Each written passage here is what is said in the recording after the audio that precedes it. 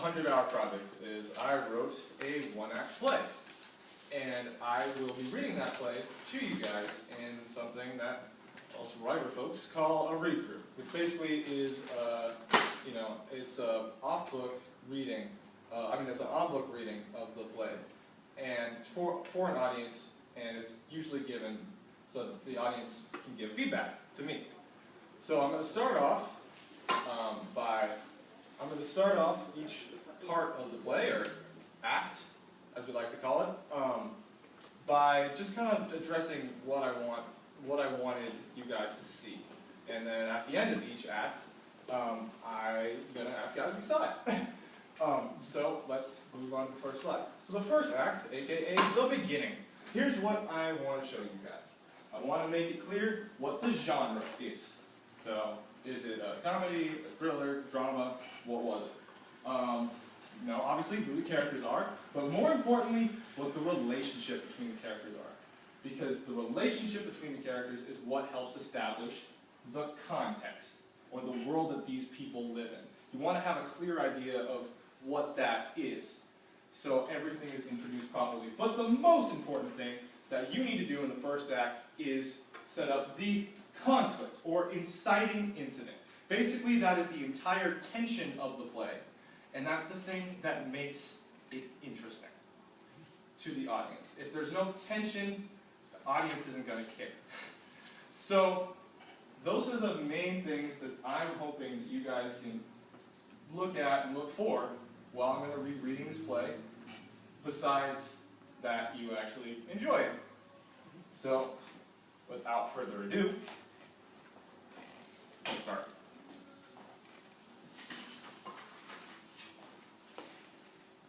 Hello, I am longtime anchor and 3-time Best Hair in Journalism Award winner, Marv Martin.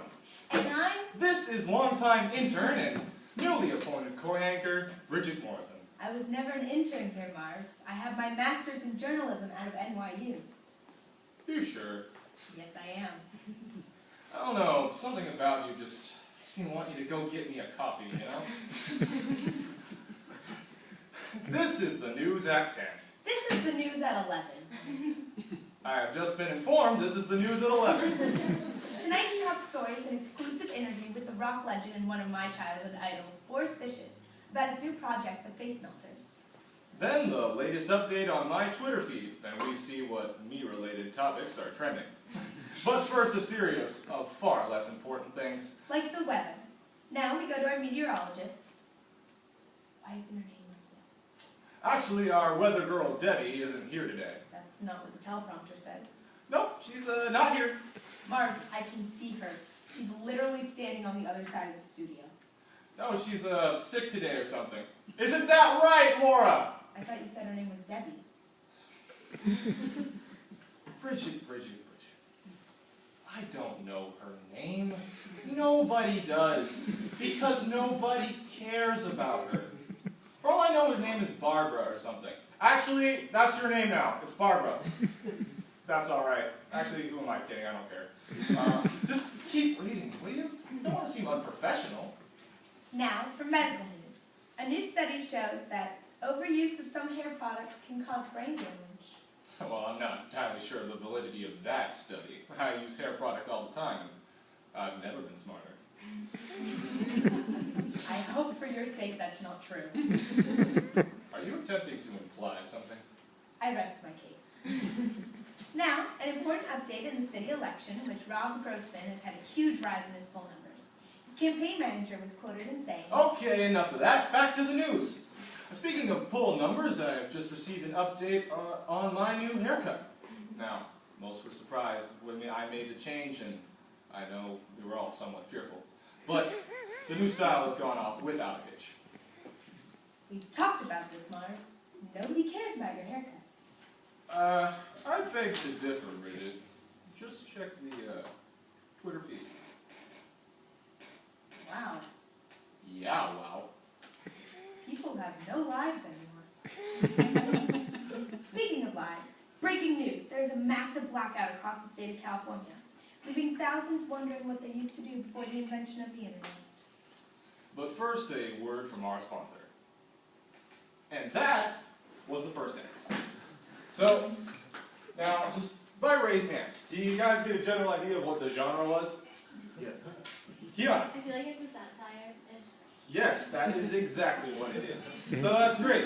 If you guys got that vibe, satire, comedy, I did my job as a writer. So, could you tell what the relationship between the characters are? Yeah. Yeah, right? They don't like each other very much. So I got that across. And that's the thing. That's the tension. And therefore the conflict. Who's gonna win between me and Bridget? That's the conflict and that's the tension. So if you guys got the relationships, you got the tension. So I have done my job for Act 1, which is great to know as a writer. So now moving on to Act 2. Basically, it's a continuation of the plot. And there's not a whole lot that's general that you could talk about for Act 2. The main thing you could say is it escalates the conflict and accelerates the pacing. Things should be getting faster. It should start slow and then get fast. And it also should be an escalation of the conflict. Conflict should keep going up, because if it goes back down, no one really cares.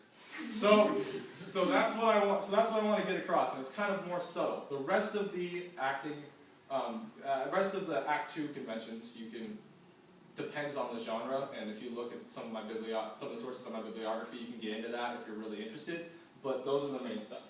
So let's keep going. Okay, thing just right. Well, we're back. You sitting at home may be wondering why Marv isn't here. Well, this is so unprofessional, but he's gone. Just walked off stage. Well, I'll just carry on with Adam then. We have here in the studio Boris from the up-and-coming indie rock band, the Face Melters. So, Boris, have a seat. Thank you. So your name's Boris Fishes. I assume that's a stage name. Well, yes it is. My real name is Gilbert Fishes, but I thought Gilbert was a silly name, so I changed it to Boris. So, you're the leader of the band, the Face Melters. Tell me about that. Yes, I am. You see, our music melts people's faces. It's a clinical study. If you listen to our music, you are 30% more likely to have your face melted. 30%? Interesting. So tell us where you got the inspiration for some of your works of art. No, we're not art. We don't make arts. We make music. Music is a form of art. Whoa. You just blew my mind. You remind me of one of the guys in our band. He was supposed to be here. Oh, there he is, Sticks. Marv, what are you doing? I'm Sticks now. Why are you wearing a wig? You see, I quite like wigs. They're like hats, only longer. Marv, please don't do this, not now. Marv isn't here right now. I am Sticks. If you want, I can fetch him. Never mind. Did he just say you were in his band? Well, actually, it's my band. I mean, our band. I mean, we started it together. Really. Ask me any question about it, and I can answer it. What instruments do you play? Oh, we don't like to be pigeonholed like that. I played a disc once at a concert that went over really well. So tell me, I hear you're coming out with a new single, Love Me or I'll Nut Your Face Off. Could you tell us a little bit more about that? Well, Marv, that's a good question. Thank you, Marv. No, please. Call me Sticks. My apologies. 10, 9. What are you doing? It's an exercise my therapist taught me. 7, 6. Okay, so the inspiration for your new single? Well, you know, I got an inspiration for that from my girlfriend, Debbie. Yeah, that's her name. My girlfriend's name is Debbie, right? Yeah, it's Debbie. I'm pretty sure it's Debbie. Yeah, it's Debbie. Is it Angie? What is it now, Bridget? Meditating. Can you shh? We're thinking here.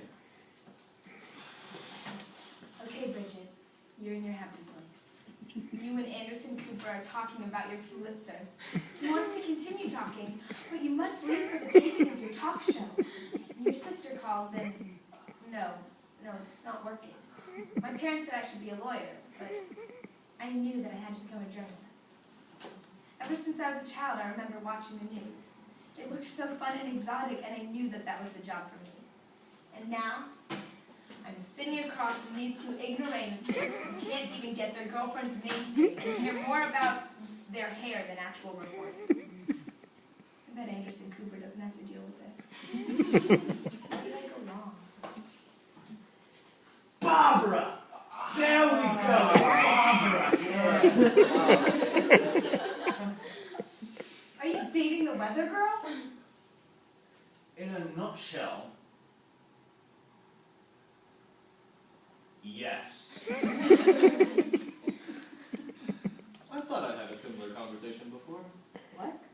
We got in a fight once, and I said to her, "Love me, or I'll melt your face off." And she said, "Wait, what?" And I said, "The power of rock and roll, man!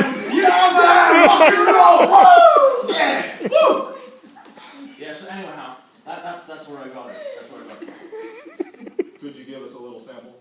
Okay, one second. Love me, or I'll melt your And then I'll hold that note for like 4 or 5 minutes. That last note. And that's the end of the song. Don't you think the song needs a little more, I don't know, lyrics? No.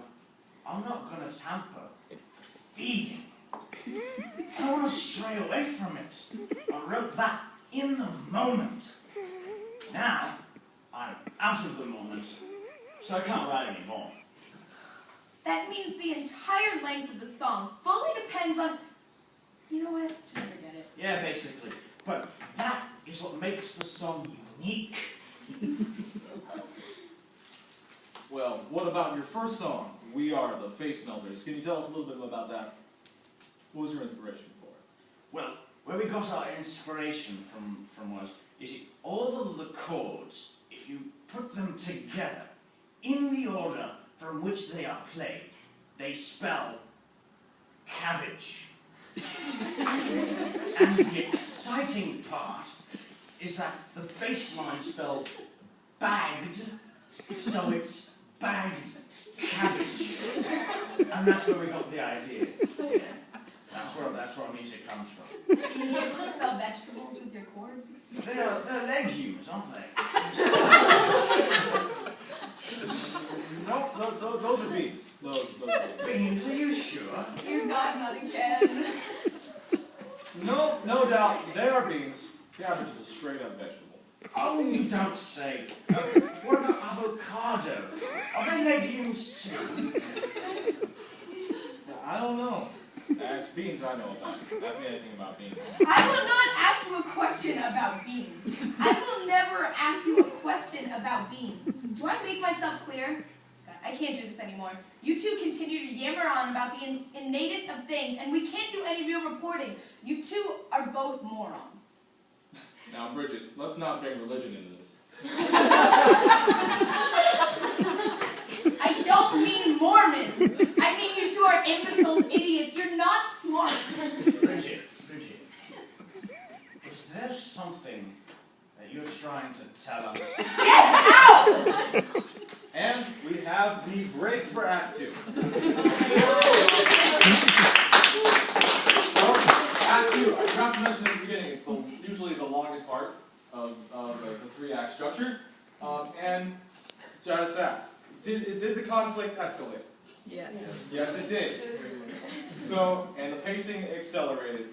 So, I did my job as a writer, and hopefully it was enjoyable for you. And now, we are on to the final act, Act 3. So that is, so basically, Act 3 is the climax, the breaking of the tension.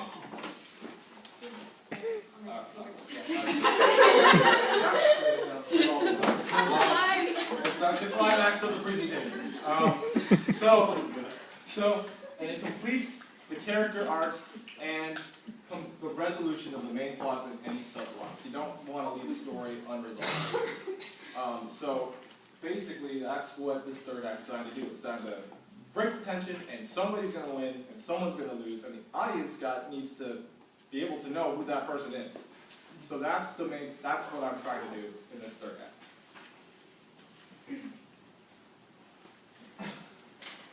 Okay, I'm just gonna go.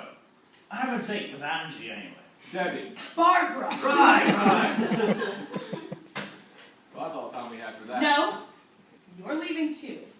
Get out. I am tired of your unprofessional, not ready to do anything. Security! My coworker is creating an unsafe work environment. Would you move over, please? Wait, what? No, you can't do this to me. I went to NYU. So unprofessional. Well, now that that's over, on Wall Street today, the Dow Jones Industrial Average closed up 283 points on a late rally caused by tech stocks. Leading economists say that this is an excellent indicator that the economy is improving. And that's the end.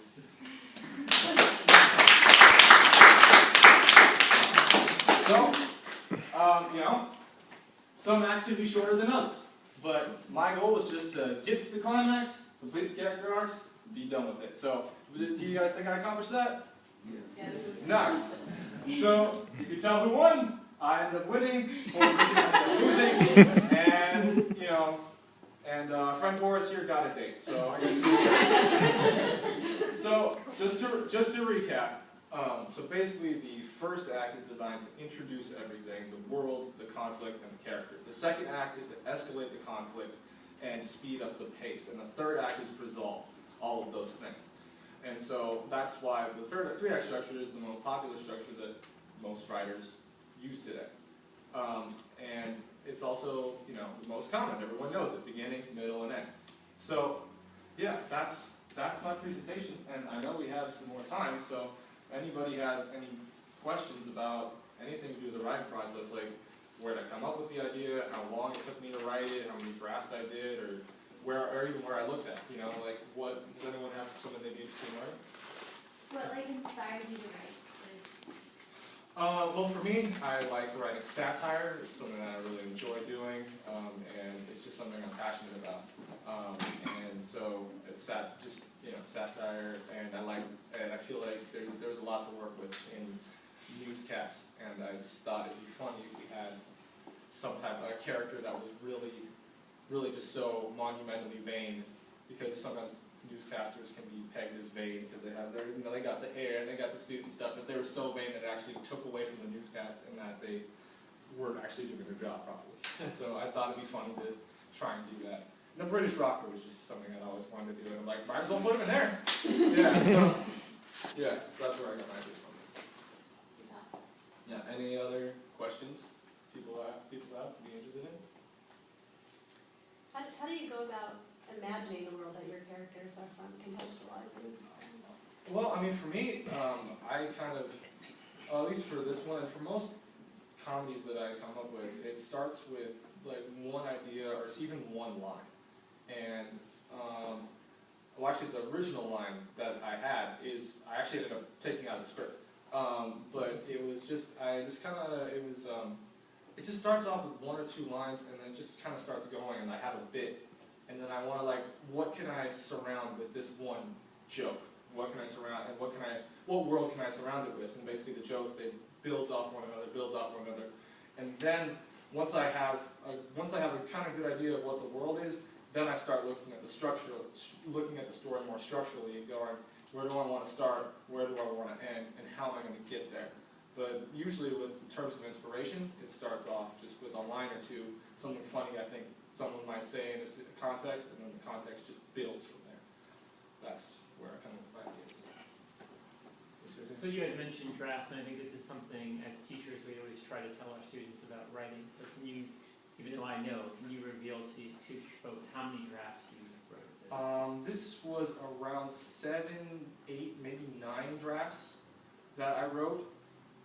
Because sometimes, I edited on the same document and didn't change the name, so it was draft 3 and it was really like draft 5. So it was somewhere, it was somewhere between 7 and 9 drafts. And sometimes and the drafts altered they changed a lot.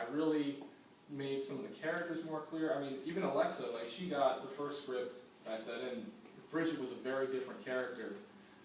She was actually spent a lot of time fangirling over Josh. And I changed it for more structural reasons, because there wasn't really as much of a climax if she's just into Josh the whole time. There's no conflict. The conflict just resolves itself, and it doesn't resolve at the end. So that's why I changed the script. But yeah, there was a lot of different stuff. Originally, it was a whole band of people, and then there was a weather girl who was like manically depressed, and it was, we had that in there, and it just, I changed it just more for feasibility reasons and scheduling reasons, trying to get actors in to rehearse and get the stuff. We couldn't really afford to have 8 or 9 characters, or really even 3 was kind of the most we could do, so, with people's schedules. So I cut that down to really consider that. But yeah, there was a lot of change, and there's a lot that goes through with it, and there's reimagining done. So it wasn't just changing lines here and there for most of the drafts. Yeah, so that's what the draft writing process was. Yeah, and we're pretty much... I just wanted to say, writing comedy is extremely difficult. A lot of people are just funny, like, in daily life, oh, this guy's funny, right? But actually putting it down on paper and trying to write funny is so difficult. The majority of us fail at it. We really do, and he didn't. I mean, this is just excellent job. Thank you guys all for coming and being a great audience.